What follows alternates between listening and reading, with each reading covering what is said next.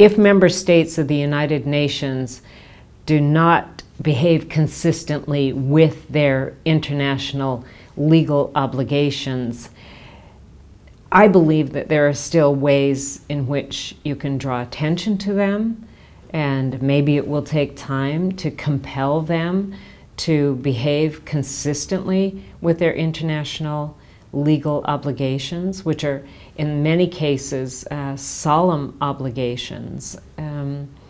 So that there are still ways in which the forum is relevant in that regard.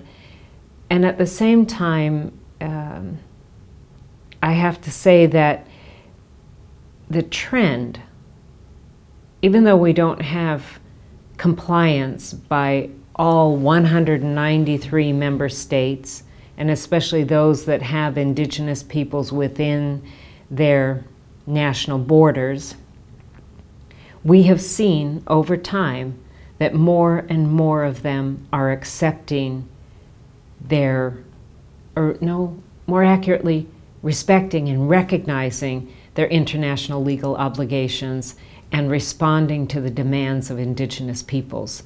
It is fortunate that we are not in the same place we were 50 years ago or 100 years ago, and that we've arrived at a place where there is increasing recognition of the existence of indigenous peoples, as well as the corresponding human rights of indigenous peoples and obligations to be responsive to indigenous peoples. So, I mean, those hard cases where you have UN member states that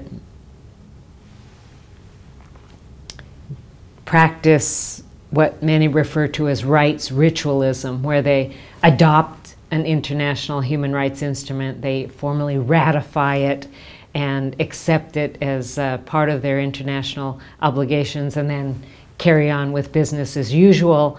I mean, those states are going to persist. But at the same time, I think that the tide is moving against them.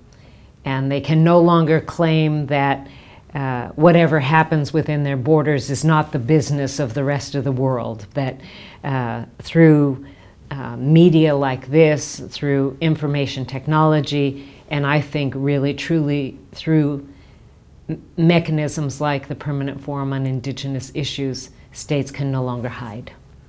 And states can no longer say, it doesn't concern us.